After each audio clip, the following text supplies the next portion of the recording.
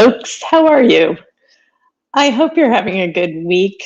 I just remembered that I have to do one more thing here for my live stream. So please bear with me. I'm going to be sharing some tips with you about, I'm going to be sharing some tips with you about inversions today.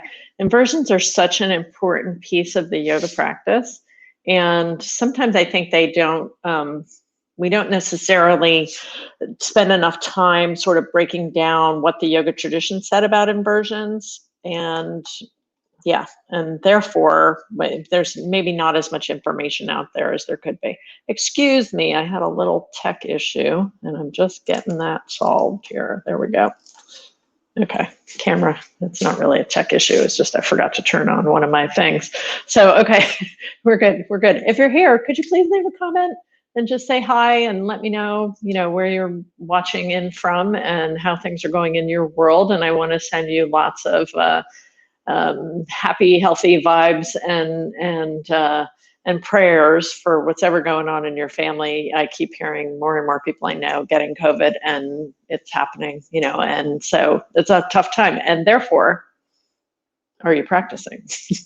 That's my question. Like, are you taking it seriously and practicing and taking care of your health? I'm not saying at all, I would never ever say that you're not going to get COVID if you do yoga. That's not what I'm talking about. I'm talking about being your best self, being your most resilient self, so that you can manage anything that comes your way, right? This is what you've been, if you've been practicing yoga for years or months or whatever, weeks, you're here right now, and this is the test of this, if this stuff is working for you, So show up for yourself, show up for your family, for your friends, show up and do your practice. This is the time for it. And there's no time for excuses. This is the time to show up and do your practice, because it's what is needed right now in the world as we go through this tremendous shift. I do think that there's something happening other than, the obvious news, 24/7 news cycle stuff is there. But I think there's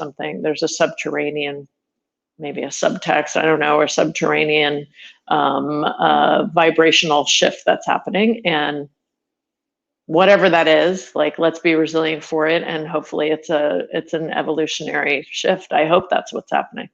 I have no capacity to make any predictions, but I hope that's where we're going to something more benevolent, more loving, and more human. Okay. Now, I want to talk to you today about inversions, because inversions are a piece of the yoga practice that I think can be very problematic for folks, especially as we get a little bit older, in terms of like headstands and how they can contribute to problems in the cervical spine. Shoulder stands, same thing, problems in the cervical spine. So how do we get upside down, and why get upside down, and why is it important? So we have to go back in history a little bit. I'm not going to give you the whole history download, which sometimes I like to go into that, but I'm not going to right now. But if we go back a little bit to maybe 600 years ago, 700 years ago, there was a very strong but strange movement going on in India, and it was mostly in the northern parts, eastern a little bit, called the Hata yogis. The Hata yogis, meaning the forceful practice of bringing together the sun and the moon, for example. They often will talk about that. What are the sun and the moon anyway? Well, the sun is the Pingala, the right subtle channel. The moon is the Ida, the left subtle channel. And with those exact opposite qualities, they're kind of like the moon and the sun are exactly opposite. And so they represent the pairs of opposites that are in this manifest world, and it's bringing them together so that the prana can travel up. The prana can be the middle traveler, the traveler up the midline, the Sushumna, right, in order to open the blockages in the subtle body, the chakras, and lead us to more open, more expanded states of consciousness. I mean, that's the goal. And part of what the Hatha yogis were really all about was clean out this vessel, clean out this body so that you don't have the gunk, physical or psychic gunk that prevents us from moving on that path. And I mean, now more than ever, I feel like that's a really interesting perspective and an interesting idea. Like, let's move forward. We have to do that. We have to have a clean vessel. You know, it has to be. We have to shine it. We have to. The body has to function well in order for the prana to move well. So, in the Hatha Yoga Pradipika, which I'm going to read you a little bit from in a moment here, which is one of the most robust texts of the Hatha Yoga. There were a lot of texts of the Hatha Yogis, but one of the most well-known and most robust, and certainly one of the ones that's been translated into English more than any of them. The Swatmarama, I think that's how you say his name, Swatmarama, the author, he talks about the reversing process. He talks about it. It's called Viparita Karani. Viparita meaning reverse the sun and the moon thing. The sun and the moon also can have to do with the sun and the moon this way. So the moving the mala. I'm not going to get too technical, but moving the energy. Mala actually means waste, but moving the energy from the bottom to the top. Right. So it can also be that kind of idea, because that's what they talk about here. And there's this whole metaphor about the lake and the brain, and I'm not going to go there. But but what he says in the Pradipika is the yogi who assumes the posture with the navel up, the palate down, navel up, palate down, has his sun and moon reversed. This upside down technique is achieved by the correct instruction of the Sadguru. So you were always supposed to work with a teacher. This upside down seal, right, that's mudra, seal, constantly practiced by the sadhaka. Sadhaka is a tantric word for the practitioner, increases the fire in the belly and requires that you eat more. You need more nutrition if you do this posture a lot. If you eat less, the fire will begin to burn up the body. The yogis were a little prone to hyperbole. The practitioner should gradually increase the time daily of this practice. So being upside down, you got to do it. Increase it daily. After 6 months, wrinkles and gray hair will disappear. I love it. So do it for 6 months, but you have to do it for 3 hours, because it says, the yogi who offers this practice daily for 3 hours achieves victory over death. So as I said, they're a little prone to hyperbole, but I still think it's interesting to read the old text and see what they were saying about it getting upside down. Now, let me give you this from more of a physiologic perspective, right? What's going on when you get upside down is that you are challenging your baroreceptors. Now, baroreceptors live in your heart and they live in your carotid arteries and probably some other places, but those are the main ones.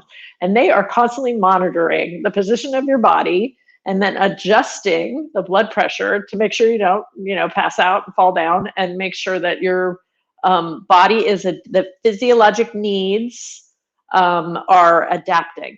And what's so amazing about yoga practice is we are constantly challenging our baroreceptors, not just by going upside down, but we do forward bends, we do twists, we're lateral bends, we're going in so many different positions. Most people spend their life like this and then sitting and then flat. That's it, But with yoga, you're practicing all these different things. So you're constantly challenging the baroreceptors, which is fantastic, because this is going to increase the resilience of the cardiovascular system, which is good for the autonomic nervous system and everything else. So it's a great thing to do. And then the specialty of getting upside down is that it totally messes with your baroreceptors. They're like, what are we doing?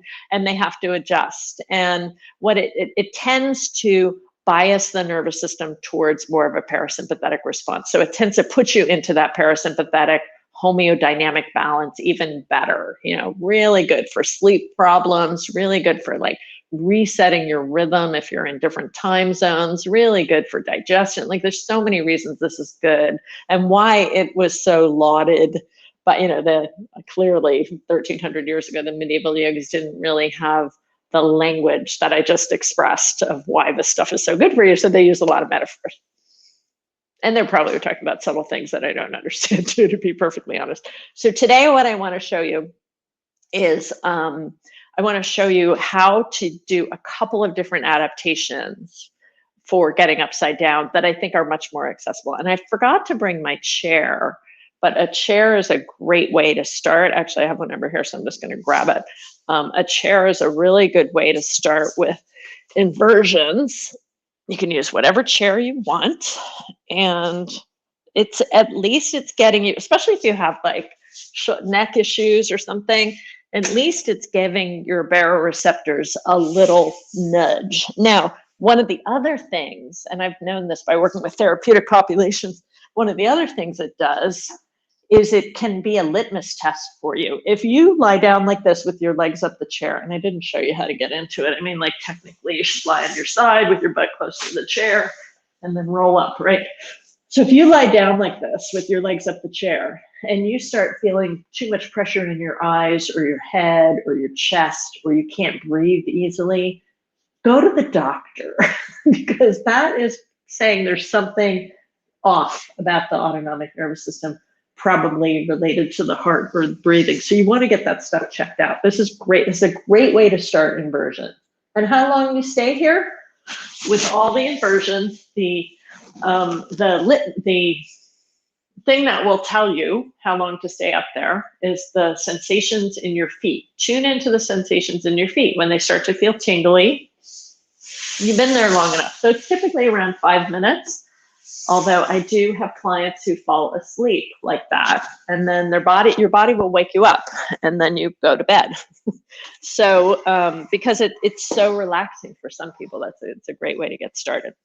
Okay, let's do this one next because bolsters are wonderful. You need something firm. If you don't own a yoga bolster, do you have like stiff blankets? Because that'll work, or a stiff cushion, a couch cushion or something. But it needs to be, this one's like what, about 5 inches maybe. It needs to be pretty firm. Now, you could lie down on this, or you could just have it by your side, lift the hips up, slide it under. A little bit easier to lie down sometimes, but this can give you, a little indication. Where does my sacrum go in there? I got to make sure I'm not rolling either way. And then you can take one leg off and then the other. Make sure you feel balanced. And then your feet up. There's your inversion. Can you stay there for 3 minutes? Don't turn your head. I'm turning my head to talk, but it's not a great idea to turn your head. You want to have eyes gazing on the toes. So this is a great one. Can you stay there 3 minutes, 5 minutes? Some people, because the hamstring stuff, cannot stay like this. And they feel like their legs get really shaky and they can't keep their legs straight. Hamstrings are too tight.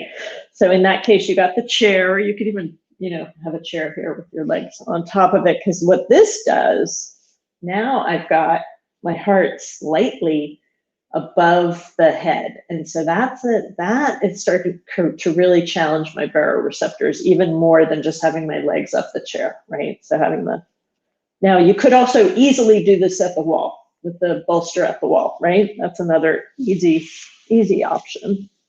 Now another option, a little more firm, would be the block. And the great thing about the block is you can use it at this lower level or the mid-level, or for taller people and more flexible people, all the way up. There's another possibility. Well, that doesn't feel so good on my back today. Some days I do it that way. Anyway, so you get the block on your sacrum, and when the block is on the sacrum here, the thing you got to be mindful of is it's not on the lumbar, right? That's not good. And a little bit, for some people, they put it really low on the sacrum, and then you're slipping off the other way. So you do have to get that place where you feel like, okay, that's firm. I can take one leg off the other leg. By the way, 2 blocks, why not? For some people, 2 blocks are much more comfortable. You can put them next to each other, and then you get your legs up here. Same thing. No reason I can't do this at the wall, or if I needed some kind of a stool or something to rest my feet on, that's another option. So there's so many options for getting upside down, and making it a regular part of your yoga routine is a really good idea of your daily yoga practice, or at least bringing it in 2 or 3 times a week is a really, really good idea. Make sure you do a little shavasana after your legs elevated, because then that really kind of deepens the effects of the practice. Thanks so much for being here, and I'll see you next week. Take care.